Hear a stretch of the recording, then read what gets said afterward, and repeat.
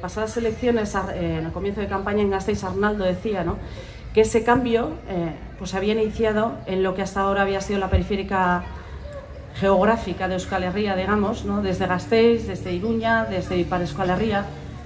Y yo sostengo y mantengo que el cambio también tiene que venir de las periferias sociales de nuestros barrios y de nuestros pueblos y de nuestras ciudades, ¿no?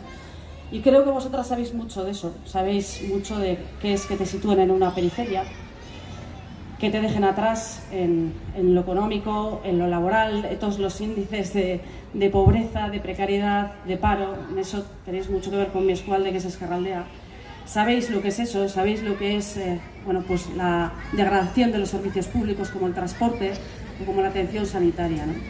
Entonces, estoy convencida, como he dicho antes, de que ese cambio también se tiene que producir desde aquí, ¿no?, desde Enkarterri, como no. Eta badakit, hasi naiz esaten, ez? Nekea igual akumulatzen zegula, eta Europako instituzioak urrun ikusten ditugula, hori ere asko entzun dugu egun hauetan, baina naiz eta askorentzat Europa oso urrun egon, esan behar dugu Bruselan, gustatu ala ez, horrela da, Bruselan hartzen dira erabaki oso importanteak eta batzutan erabakiak ere oso importanteak dira.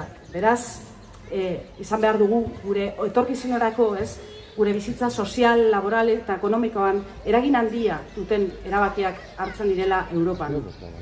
Baina gainera, Europan egon behar gara, eta inoiz baino indarra gehiagorekin, herrien eskubideen eta biziraupenaren kontrako gatazken aurrean, soluzio politiko eta bide diplomatikoak aldarrikatzeko, eta nik errepikatu nahi dut, gora Palestina eskatuta.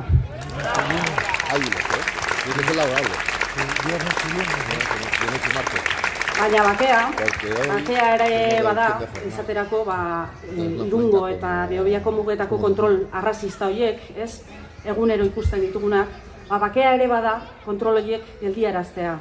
Eta bakea ere bada Euskal Herria eta Euskal Herriko herri guztiak harrera herriak bihurtzea.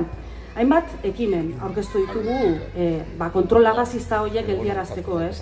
Eta bidazoan ezin da muga bat izan, ez Euskal Herrian bizi garenontzat, ez da kanpotik datorren pertsonentzako Europara bizi hobe baten bila zona guzti horientzako, ez? Eta, bueno, badakizue, el derecho de libre circulación es un derecho humano, el derecho del libre tránsito. Sin embargo, en esta Europa nuestra, este derecho se cercena día tras día. Y el único libre tránsito que se permite es el de las mercancías. Porque si alguna vez el tránsito de personas fue libre en esta vieja Europa, fue cuando las propias personas eran la mercancía. La paz es también poner freno, como decía antes, a esos controles en Beovia y en Irún, y la paz es también ser un pueblo de acogida. Pero para ello necesitamos otras políticas migratorias y no comprar el marco de la ultraderecha. ¿Y cuál es ese marco? Bueno, pues la derecha española en Getxo ha culpabilizado a la población migrante del asesinato de un joven, de un chaval, diciendo que vienen a distorsionar la seguridad y la paz. Y yo les digo que quienes distorsionan la paz y la convivencia son ellos. Simón de Beauvoir, que dijo: no olvidéis jamás que bastará una crisis política, económica o religiosa para que los derechos de las mujeres vuelvan a ser cuestionados. Estos derechos nunca se dan por adquiridos. Debéis permanecer vigilantes toda vuestra vida. Eta nik uste dut esaldi hau eraman dezakegula beste eskubideetara, ez? Hori da jokoan dagoena izan ere. Emakumeok gure bizitza eta gorputzen gainean ditugun eskubideak. Migratuen eskubideak, langileen eskubideak, LGTBI pertsonen eskubideak, herrien burujabetza eta haien hizkuntza minorizatuen eskubideak, gure ama lurraren defentsa, gure alaben eta biloben eskubideak. Hori dago jokoan. Eta gaur Arnaldok argi eta garbi esan du: eskuinak dakarrin arriskuen aurrean ezkerreko fronte zabalak behar ditugu, minimoen programekin. Internazional fascista horren aurrean Gernikako seme-alabok aurre egingo diegu. Ez dira pasako.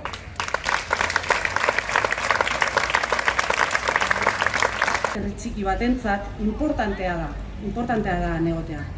Gure enbasadorea egunero esaten dugun moduan, gure enbasadorea han eukitzea, eta enbasadore hori Fernando Barrena izango da.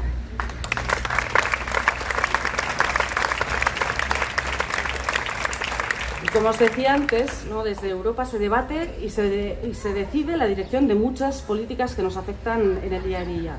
Por eso tenemos que estar a fuerza que nunca. La izquierda independentista vasca quiere tener voz para defender los intereses de nuestro pueblo, pero además queremos tener voz y más fuerza que nunca porque en el contexto actual nos jugamos el futuro. Y está en juego qué tipo de Europa queremos. ¿Queremos una Europa más justa y solidaria? ¿Queremos una Europa de los pueblos y antifascista? En ese caso tenemos una cita ineludible el 9 de junio. No podemos fallar, porque el espacio que no ocupemos nosotras lo ocuparán. Eta gogorarazpen batekin bukatu nahiko nuke edo, gogoratuko duzue 2023 urtea bukatu genuela Bilboko autonomia kalea betetzen, eta txoriak txoria besten. Eta kanpaina honetan ere, Gernikako artelanaren txoria daramagu kanpainan, leku guztietan. Eta txoriak, kulturgintzan, askatasunaren simboloa da, eta gure kulturan, euskal kulturan ere, txoriak badu leku importante bat, Gure herriaren askatasun nahia islatzen duelako. Horregatik, beste altxor musikal batekin bukatu nahiko nuke, eta hori da egal egiten, ito izena, seguru nago ezagutzen duzuela. Beraz, lagunak egal egin, segi amesten, beteko zaigu ametsa. Eskerrik asko. Oso ondo islatu izazkunek periferiaren kontzeptuarekin, Enkarterri, periferiaren periferia dela, eta periferia horietatik hegemonia berriak eraiki behar dugula, periferia geografikoa